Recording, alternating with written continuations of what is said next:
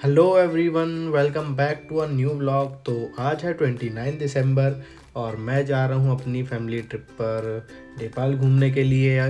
और हम लोग अपना सामान लगेज पूरा पैक करके और पहुँच जाते हैं स्टेशन। हमारी आज की ट्रेन है 12:30 बजे की खुशीनगर एक्सप्रेस, जो कि हमें इटारसी जंक्शन से गोरखपुर तक जाएगी।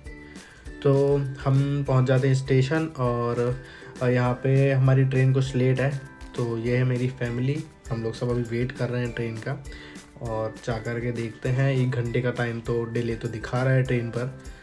तो अभी टाइम हो रहा है दोपहर के 1:15 और हमारी ट्रेन 45 मिनट डिले चल रही है। अभी प्लेटफॉर्म पे लगने वाली तो हम अपने कोच देख कर सीट पर जाके बैठते हैं। हमारा 3rd AC में रिजर्वेशन है, तो हम अपने सीट्स पर जाके देखते हैं। तो कुछ जो हमारी सीट्स हैं वो अलग अलग कोचेज़ में हैं, तो हम कुछ एक्सचेंज कर लेते हैं दूसरे लोगों से और बाकी मैनेज करते हुए आगे का सफ़र कंटिन्यू करते हैं। तो नेपाल जाने के लिए हमें बेसिकली 2 बॉर्डर्स रहती है मेन। एक बिहार रक्सौल से मिलती है, जो कि बीरगंज नेपाल में मिलती है, और दूसरी जो है हम गोरखपुर के रास्ते हम सोनौली बॉर्डर होते हुए फिर नेपाल जाते हैं। और हम लोग यहाँ गोरखपुर के रास्ते नेपाल जाने वाले हैं। तो पहले पहुँचते हैं गोरखपुर, फिर वहाँ से हमने एक ट्रैवलर बुक किया हुआ है पहले से ही, जो कि हमें नेपाल में काठमांडू और पोखरा पूरा उसी से हम ट्रैवल करने वाले हैं। और वापस फिर हमें जो हमारे 5 डेज़ की जर्नी है उसके बाद हम वापस गोरखपुर से ही रिटर्न होने वाले हैं। तो देखते हैं आगे का सफ़र हम गोरखपुर के बाद कैसे तय करते हैं। ऐसे ही पूरा समय हम यहाँ से ट्रेन में निकालते हैं, दोपहर से शाम हो जाती है और ऐसी फैमिली के साथ टाइम स्पेंड करते करते।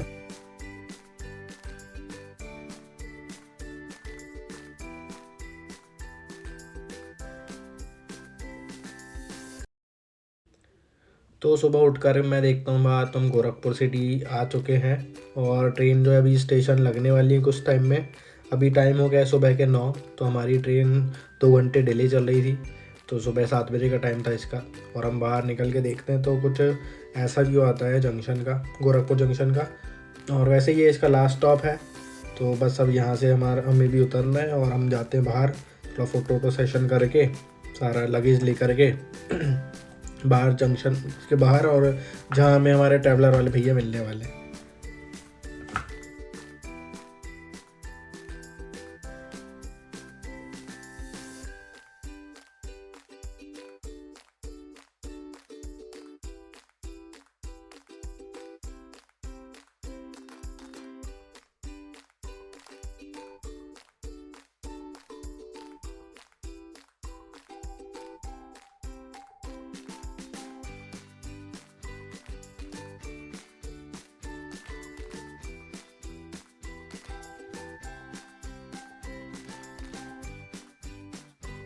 तो बाहर आने के बाद ये जो ट्रैवलर है हम इससे ही जाने वाले हैं। इससे ही हम पूरा काठमांडू और पोखरा, जो हमारा पूरा नेपाल का टूर है, हम इसी ट्रैवलर में करने वाले हैं। तो यहाँ पे पूरा लगेज अच्छे से रख करके सब जमा के और फिर हम यहाँ से चलते हैं सीधे।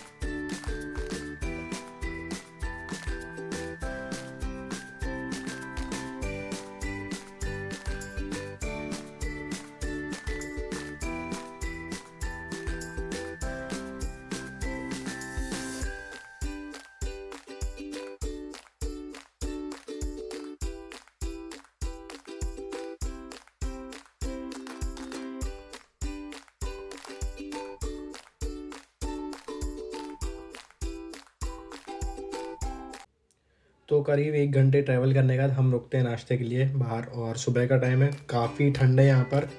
टेम्परेचर तो नहीं पता, ठंड काफ़ी है। हम रुकते हैं एक नाश्ते की दुकान पे, गरम गरम चाय और समोसा लेते हैं यहाँ से।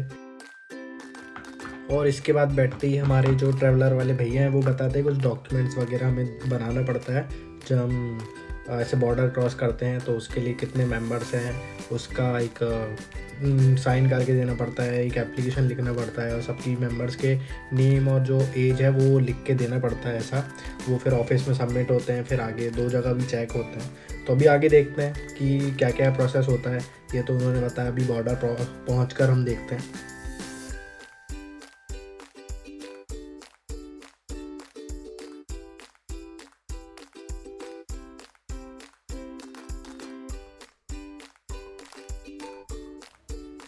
यहाँ गोरखपुर में इस समय पेट्रोल का जो प्राइस हो 97 रुपीज़ पर लीटर चल रहा है। तो गाइस हम हैं इंडिया नेपाल की बॉर्डर पे और अभी हो रही है चेकिंग और हमारी जो ट्रैवलर है वो क्यू में लगी हुई है। तो अभी हम आए यहाँ पे लोकल मार्केट एक्सप्लोर करने और कुछ खाने।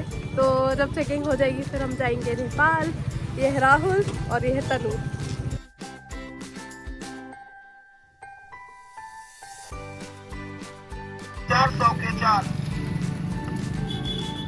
ये ताजा मशरूम 25 रुपया पैकेट बारीक हो जाती है। अच्छा, ये इससे तम्बाकू बनता है। ठीक है, इसको इस मशीन से कटता है। मशीन है, ये बड़ी मशीन। ये बड़ी मशीन है।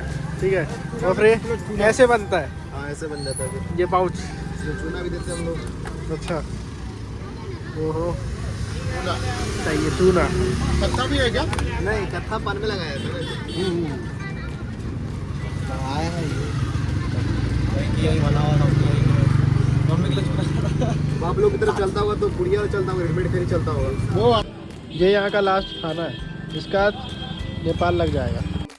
तो अभी हम लोग हैं महाराजगंज डिस्ट्रिक्ट में, जिसका भी एक छोटा सा टाउन है ठूटीबारी करके, और इसके आगे जो है हम नेपाल में एंटर कर जाएंगे। और ऐसा कुछ बॉर्डर दिखता है यहाँ से, और यहाँ पूरी चेकिंग होती है। ये फोर्स के लोग हैं तो यहाँ पे इंडिविजुअल आधार कार्ड से चेकिंग होती है, और फिर हमारा सामान अलग चेक होता है।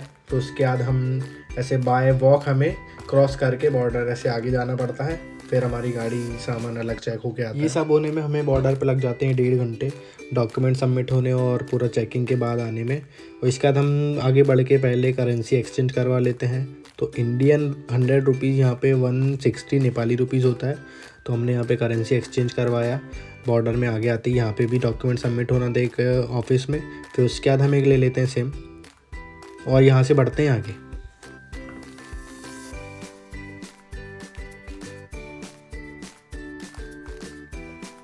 ठीक, हेलो गाइस, तो अभी हम आ गए नेपाल में, एंटर कर चुके हैं। बॉर्डर से फर्स्ट गेट हमने क्रॉस कर लिया है और हमने अभी यहाँ पे करेंसी एक्सचेंज कर लिया हमारा। तो ये यहाँ पे ऐसा 1000 रुपये का नोट दिखता है और ये हमारा 100 रुपये का नोट ऐसा नेपाली करेंसी में।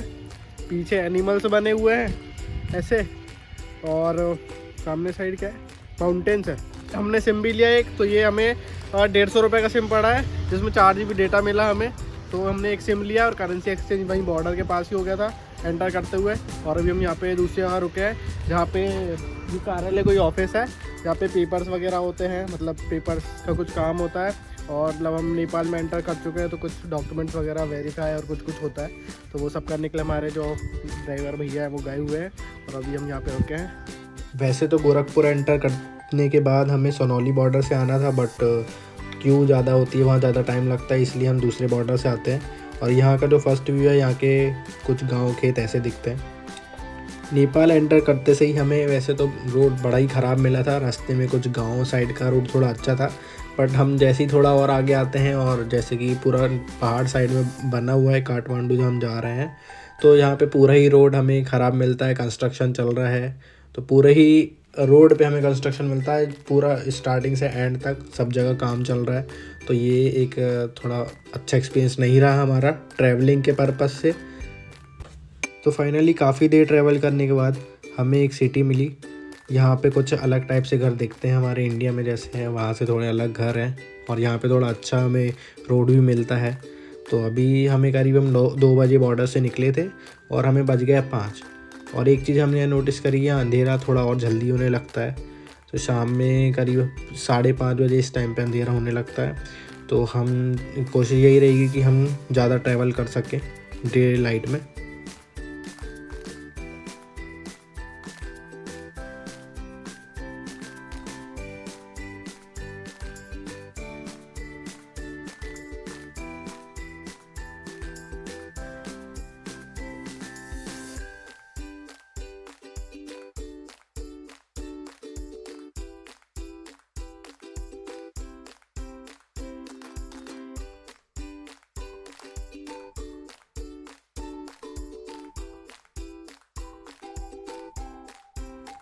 तो यहाँ अभी टाइम हो रहा है 6:30, बट अंधेरा इतना काफ़ी हो गया है कि हमें लग रहा है जैसे इंडिया में 8 या 9 बज रहे हों।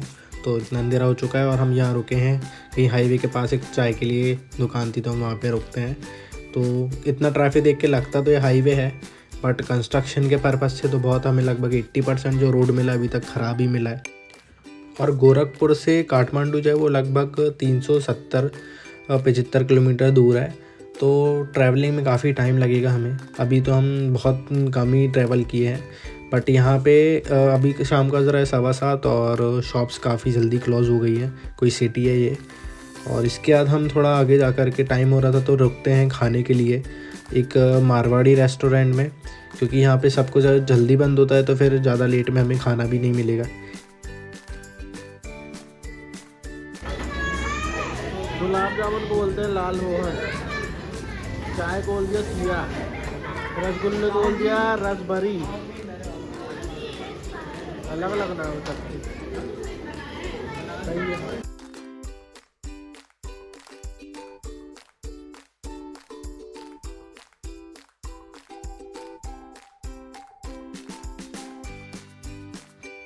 तो फाइनली हम लोग काठमांडू, हमारा जो होटल हमने बुक किया था वहाँ पहुँच चुके हैं और अभी बज रहा है रात के 1:45, तो काफ़ी लेट हो गया है और हमने रूम में चेक इन किया है। अब रूम्स देख के और बस रेस्ट करते हैं, ट्रैवलिंग में काफ़ी थकान हो गई है। तो कल मिलते हैं एक नए वीडियो में। Till then bye bye, take care.